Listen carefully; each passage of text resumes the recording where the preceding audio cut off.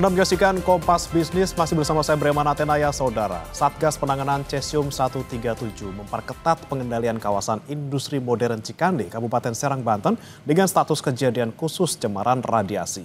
Saat ini tim Satgas masih melakukan langkah dekontaminasi di titik-titik paparan radiasi. Tim Satgas Cesium 137 memutuskan kawasan industri modern Cikande berstatus kejadian khusus cemaran radiasi. Seluruh aktivitas keluar masuk di kawasan berada di bawah kontrol Satgas dan akan dideteksi melalui Radiation Portal Monitoring atau RPM. Hal ini dilakukan sambil menunggu pemasangan detektor milik Polri, Bapeten, dan BRIN. Kasus ini terungkap setelah Amerika Serikat menolak hasil ekspor udang asal Indonesia karena dianggap mengandung bahan berbahaya radioaktif.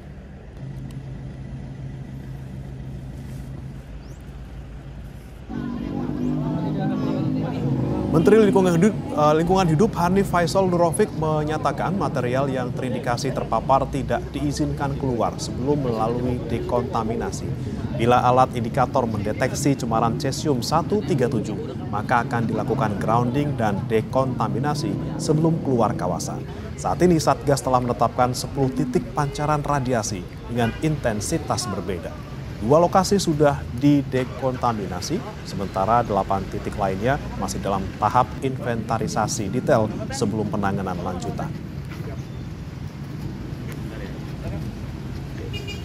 Statusnya adalah status kejadian khusus cemaran radiasi. Jadi mulai hari ini semua kegiatan ada di dalam kontrol dari tim Satgas penanganan radiasi cesium 137. Alat indikator kita itu tersinyalir mengandung cemaran 137 akan dilakukan di-grounded, kemudian dilakukan dekontaminasi. Masih soal radiasi, sebelumnya Menko Bidang Pangan Zulkifli Hasan menyatakan udang beku yang ditolak Amerika Serikat lantaran terkontaminasi material radioaktif cesium 137 masih aman dikonsumsi. Zulhas bilang hal ini lantaran kandungan radioaktif yang ada di dalam udang yang dikirim PT BMS berada di bawah ambang baku yang ditetapkan oleh pemerintah Indonesia, yakni 500. Di atas ambang baku, ya kita juga punya standar 500, ya. Kalau Amerika itu 1.200, kita 500. Nah ternyata yang sudah kembali ada beberapa yang hanya 0 berapa? Minimum Pak. 68. Jadi yang itu jelas silakan boleh dimakan, ya. Nah, kita 500 ini 68. Tapi kalau yang di atas 500 kita musnahkan. Data Badan Pusat Statistik merekam ekspor non-migas Indonesia ke Amerika Serikat adalah nomor 2 setelah Tiongkok. Rinciannya pada Agustus 2025 sebesar 2,7 miliar dolar Amerika Serikat. Ekspor non-migas ke Amerika Serikat mencapai dari awal tahun sampai Agustus mencapai 20,6 miliar dolar Amerika Serikat atau 11,7% dari total keseluruhan ekspor Indonesia di periode Januari hingga Agustus 2025. Saudara, Indonesia lagi-lagi diuji oleh hambatan non-tarif setelah Amerika Serikat menolak udang yang terkontaminasi radioaktif. Bagaimana tata kelola industri modern? Benarkah ini alarm atau lampu kuning longgarnya pengawasan? Kami akan tanyakan langsung kepada Muhammad Faisal, Direktur Eksekutif Center of Reform in Economics alias KOR. Selamat pagi, Pak Faisal. Selamat pagi, Mas Bremana. Ya, Pak Faisal, ini udang dari Indonesia ditolak Amerika Serikat. Apakah ini lagi-lagi menjadi ujian non-tarif bagi Indonesia? Ya, memang pada dasarnya yang menjadi hambatan kita atau menjadi tantangan kita dalam ekspor itu selain tarif, juga non-tarif ini justru malah sekarang lebih besar. Ya, jadi kalau tarif sebetulnya rata-rata kalau negara-negara maju termasuk Amerika itu udah rendah. Nah, tapi non-tarifnya ini banyak sekali. Amerika itu termasuk yang paling banyak setelah Uni Eropa. Ya, dari sisi hambatan non-tarifnya, termasuk hambatan non-tarif dalam bentuk sanitary and phytosanitary yang banyak berlaku pada produk-produk pertanian, dan juga pada saat sekarang ini adalah yang dibahas adalah masalah perikanan. Nah, ekspor kita sebetulnya kasus seperti sorotan terhadap kualitas, ya, kandungan bahan yang terlarang atau yang tidak diinginkan ya dalam produk-produk perikanan itu sebetulnya sudah lama. Jadi ini bukan pertama kali ya. Jadi memang artinya memang perlu ada pengawasan dari hulu ya sampai juga ke border sebelum diekspor. Nah, ini kita berapa kali juga waktu itu challenge dengan Uni Eropa, dengan Rusia, selain juga dengan Amerika. Nah, masalahnya untuk udang ini sebagian besar ekspor kita itu memang ke Amerika. Jadi 50% ekspor kita itu pasarnya adalah Amerika. Nah, yang lain-lain itu adalah Jepang, kemudian Cina gitu. Dan dari Amerika sendiri sebetulnya kalau dilihat dari impor negara-negara yang misal impor mereka untuk udang, itu Indonesia nomor 4 ya, setelah Kanada, Ekuador, dan juga India.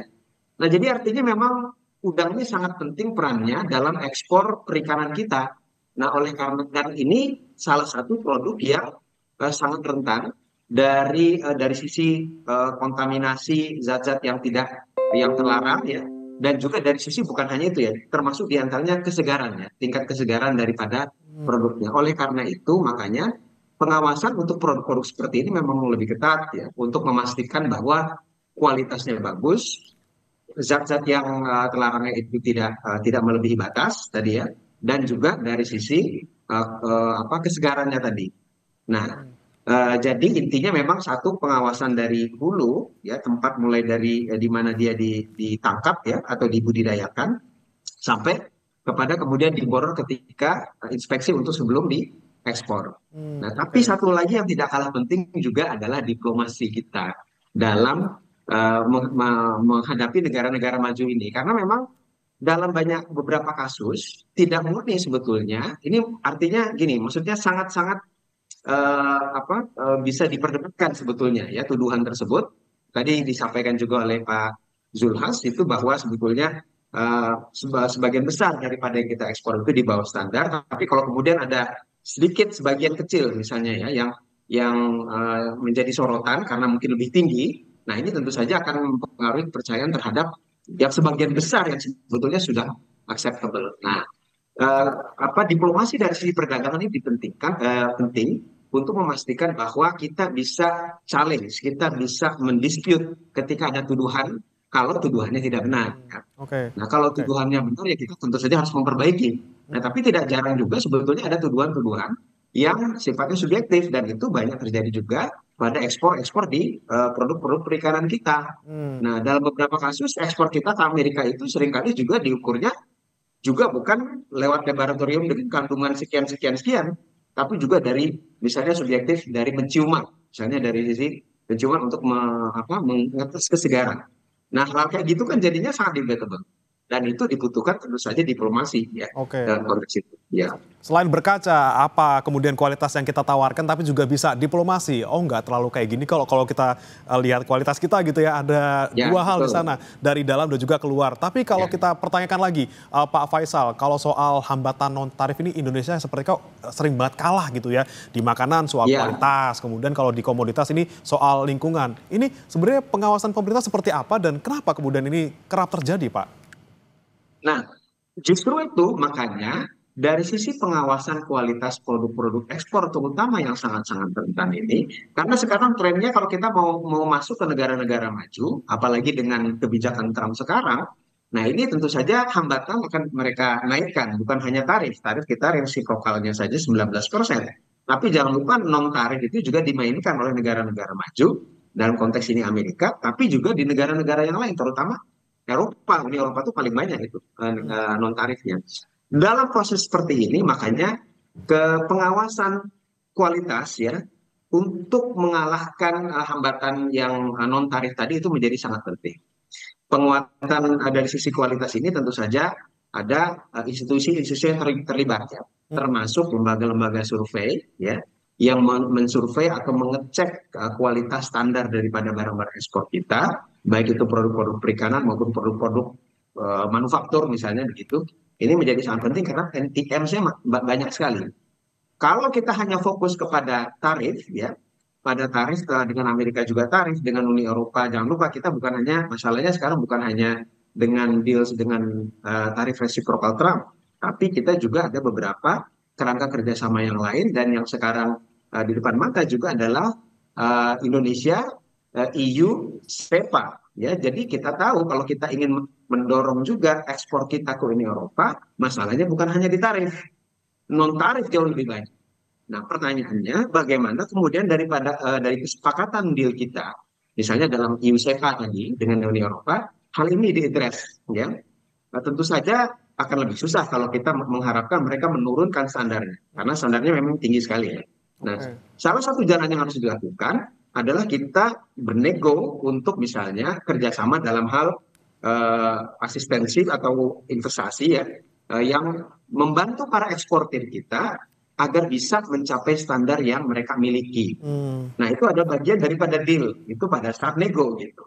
Selebihnya tadi adalah perbaikan juga dari sisi hulu sampai ke border, ya, untuk kita melibatkan lembaga-lembaga survei yang mengawasi produk ekspor kita ini supaya betul-betul kualitasnya itu lebih terjamin, ya. Oke, deal-dealan tidak hanya soal tarif tapi juga tadi kalau misalnya kalian butuh yang bagus, kenapa nggak diasistensi biar kita juga bisa mengekspor yang bagus. Tapi kemudian apakah kemudian respon pemerintah dengan kemarin kejadian soal udang ini sudah tepat atau belum dengan menetapkan status kejadian khusus, kemudian dekontaminasi, apakah sudah cukup? Kita akan bahas setelah ini, Pak Faisal. Tetap bersama kami, saudara, di Kompas Bisnis.